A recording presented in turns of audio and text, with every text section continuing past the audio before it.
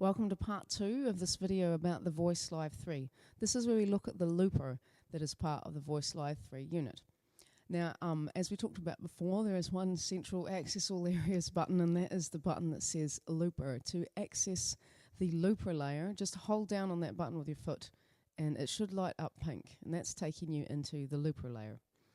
Now, the first thing you'll notice once you're in the looper layer is that there's a little pink button with the word hit underneath it that is just flashing at you. Do something, do something. So now if you hit that button, you'll hear this. I'm going to do it right now. That's your metronome. Now, some of you are going to find that sound annoying, and some of you prefer not to work with a metronome. So if you want to get rid of that sound, what you have to do is check out what's on the LCD display, because the thing with the looper layer is that everything on the LCD will tell you what corresponds to different foot switches. And the foot switches correspond to different things at different parts in laying down your loops. So have a look there now, and what it should say is, I'll bring it over here.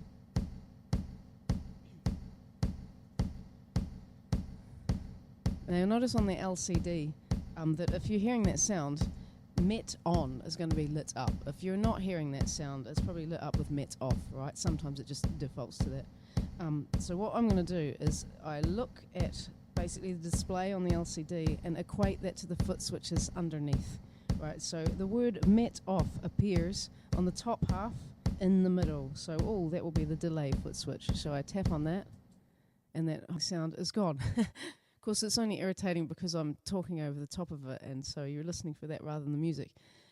So if you want your metronome off, that's how you do it. Now, the demonstration that I'm going to do, because I actually do my other songs on different kinds of loopers, so this is a very new system for me.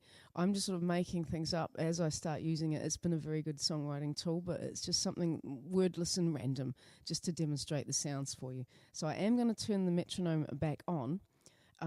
I just do that by, look, okay, metronome on is on the bottom layer in the middle, so I tap that particular foot switch, it's back on. It's also too fast, so what I'm going to do is actually tap in my own tempo.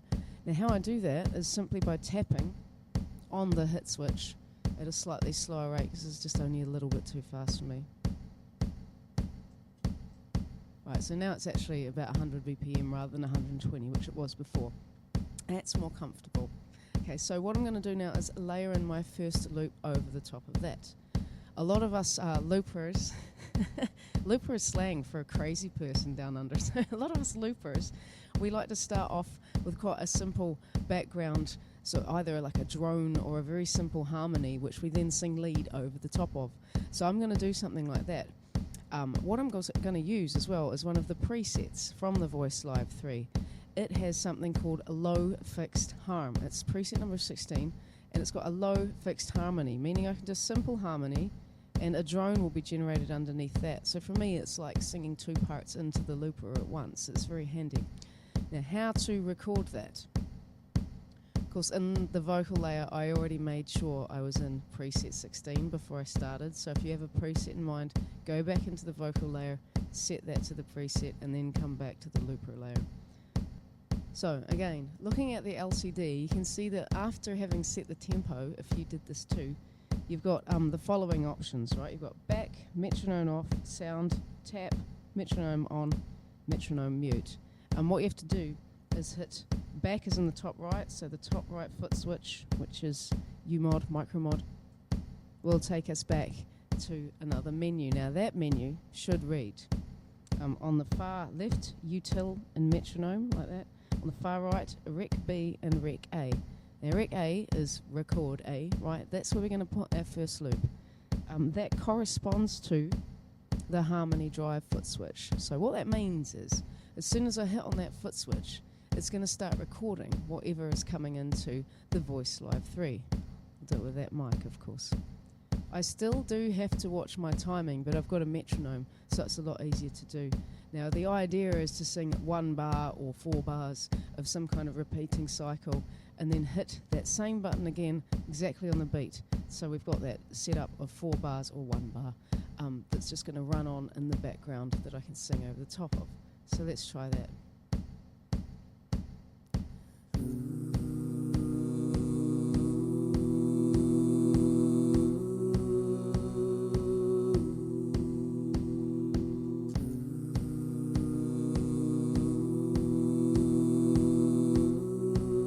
So this is our sort of main background loop. I can sing over the top of this, just singing lead however I like. I can keep the effect I was using, but it's going to generate that low drone the whole time. So chances are what you want to do is go back out into the vocal layer.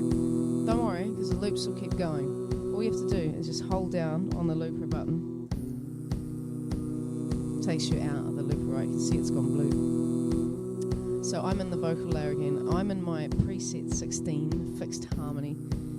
You'll notice the harmony component button. I can just get rid of that like this. So now I don't have any harmonies, I still have delay and reverb. That's much more satisfactory to me in terms of singing lead over the top of this loop. So I'll just do that using the mic hooked up to the Voicelive.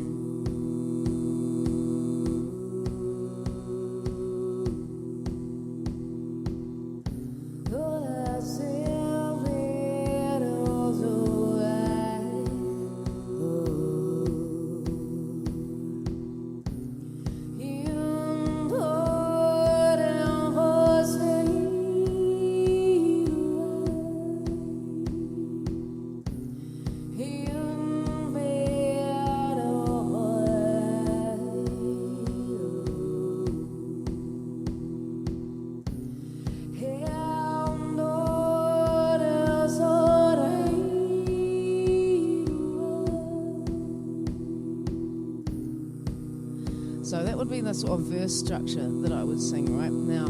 Of course, I want to add a build, and the way I often work, and a lot of loop people work, a lot of post-rock people work, is building up layers, and loop machines are brilliant for that. However, the one problem I often get is you're building up these layers, and you can't pull them back again. So unless your song is going to go sort of linearly, it can be quite problematic.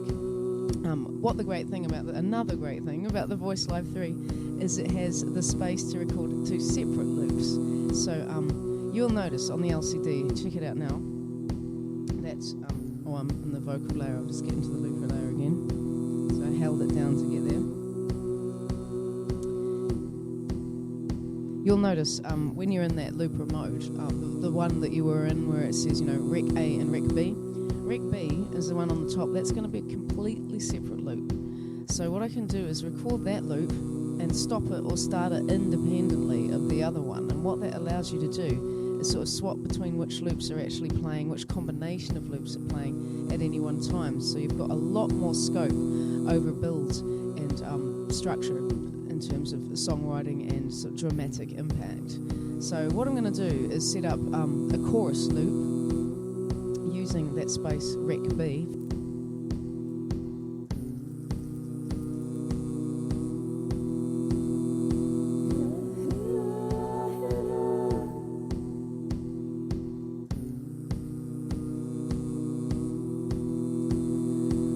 Now what I'm using is actually the same effect still. Okay, it's preset 16. What I've done, I've actually added a component to the preset mix here. So this is just also to show you that as well as subtracting those broad brush strokes, you can actually add things as well.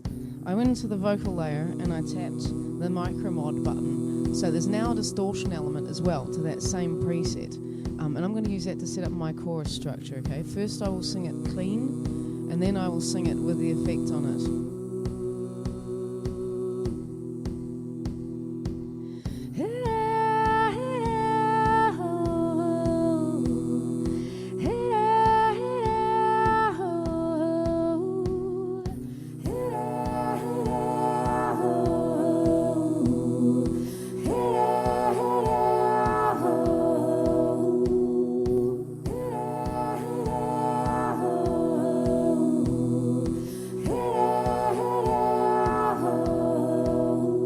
So that becomes sort of loop B, right? Now, what I can do is pull out the verse one by just hitting, again, you always check your LCD, which one is loop A and which is B. I'm going to pull out loop A by hitting this button, because you can see on the LCD, it says stop A and stop B, okay? So I'm going to stop loop A. So now I've just got that chorus one that I set up. I'm going to bring the verse one back in again. You'll notice it says play A.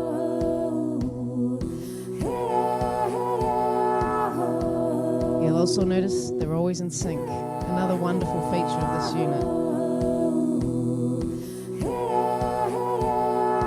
Now I'm going to stop the chorus because I want to go back to a verse, right? And just bring it back down a bit. So what I'm going to do now is just show you the verse-chorus loops in combination and how they can actually be used to some really good effect in terms of build. So what I'm doing, again, holding down and going back out into the vocal layer, getting rid of that distortion, the micro mod button, getting rid of the harmony, so that all I am left with now is delay and reverb, which is fine for singing a lead vocal. I go back into the loop layer, holding down this loop button. I've still got both my loops in there and I can just click them on and off whenever I like. So now I just get to perform and call them up when I feel like it's useful. Okay, so we're going to go through this random song and you can see how it can build.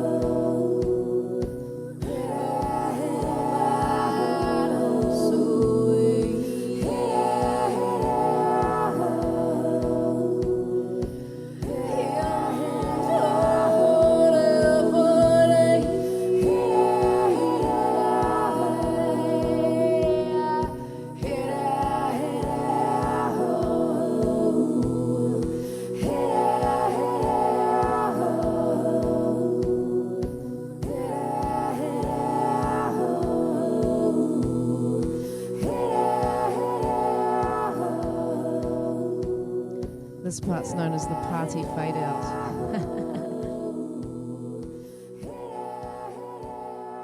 Which you often end up doing on stage.